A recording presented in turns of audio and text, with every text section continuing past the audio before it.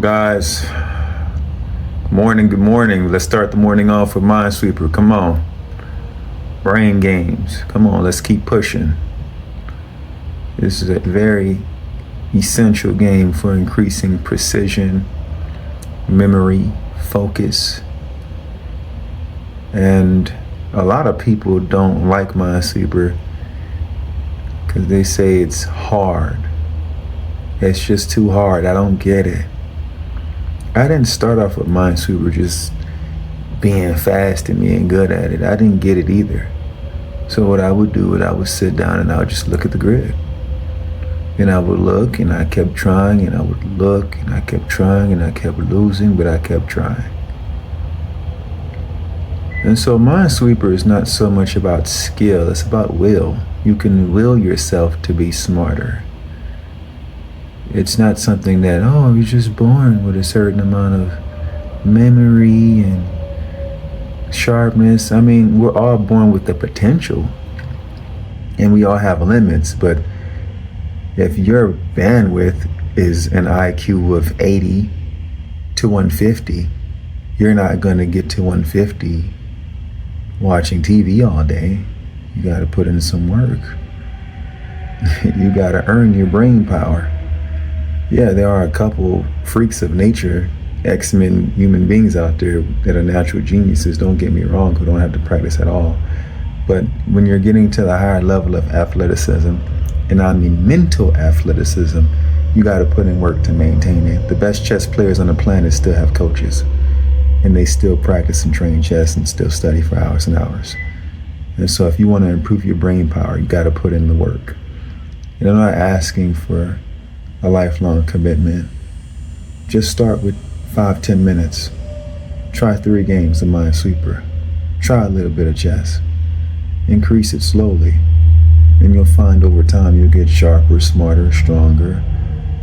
You'll get more focused, more precise. You'll increase your memory. And I love this Minesweeper Windows 7 because it especially helps me to maintain my short-term memory in about 7 different ways. And so this grid, I actually completed it a little easier. And I faced this wall. This is the wall. This is where you get to the point of, I don't know what to do. There's 4 mines left. On the left, looks like 2 mines. And I literally just guessed that. And I figured, okay, blocks in this situation might be a little more common. But is it guessing or is it intuition, right? And on the right, I figured, okay, there's 3 mines here.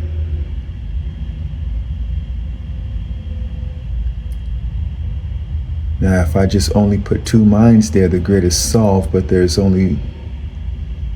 mines, so that doesn't make sense. So that has to be a block. And so here we go. I made a mistake. Well, my guess or my intuition was wrong. So we're going to try again.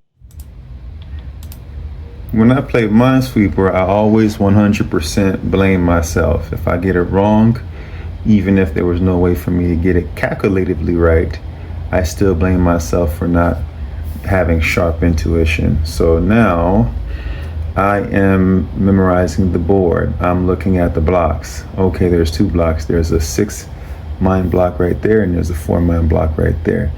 Now I'm also looking at the corners like I said I always do. 4 corners are empty. I'm also looking at this pattern with this 5 mines. So I'm like, okay, that pattern looks like this. So I'm like, shoot, I might miss it. What's a way I can make sure I don't miss it? So I looked at the upper right-hand corner and I said 5 spaces mine, 3 spaces, 2 mines. So now I remember that pattern in case I bump into that situation. You see the 5 spaces at the right corner? Space 1, 1, 2, 2 mine, 1, 1, space mine. So now let's go again. Here we are. All right. So this second time that I'm running through Minesweeper, this trains precision. Why? If I get any of these wrong, I lose the game. So I have to do the same work, but I have to maintain my precision. So this is where the precision aspect of Minesweeper kicks in. So see, these puzzles are solvable. You got to be resilient, you got to be tough, you got to be determined, you got to have good short-term memory, good intuition, but most of all, an unconquerable will. If you have that unconquerable will, you can overcome any grid. I wasn't always 54% winning percentage. I was at 15. Then I got to 27 and I said, man, this feels really high. Is there anything higher than 27? And I got to 36. And I said, shoot, it just feels like I'm at my limit. I always feel like I'm at my limit, but I keep going and I keep pushing because I want to master this game. Mastery of this game to me would be 100% winning average, which you can only get with sharp intuition, precision, focus, attention to detail, that type of thing. And yes, sharp intuition, because we don't guess. We use our intuition. Sometimes our intuition succeeds, sometimes our intuition fails. It's just what it is. Some days I may play 7 games and get all 7 of them correct on the first try. Some days I play 10 games and I may get 3 wrong in 7 games. Some days are really rough. I may miss 7 and then win 7, right?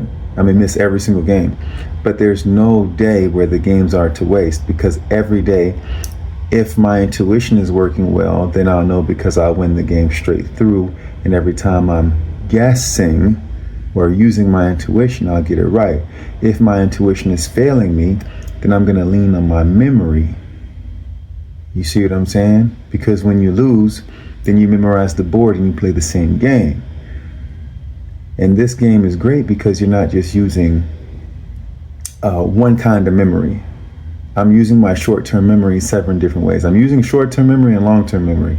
Long-term memory is what enables me to run through the grid. These are like several different patterns and formulas that I learned one by one over the years. So that's exercising long-term memory. Short-term memory is when I'm memorizing the mind irregularities. I'm memorizing if there's mines in the corners. I'm memorizing the blocks. So now I'm at the same position and I remember this was a 6-mine block. Boom. Win. That's it. No secret sauce, no miracle, no nonsense. Hard work, determination, short-term memory, attention to detail, precision. Good calculation too. And that's why this game is one of my favorite games of all time. So yeah, get on your Minesweeper.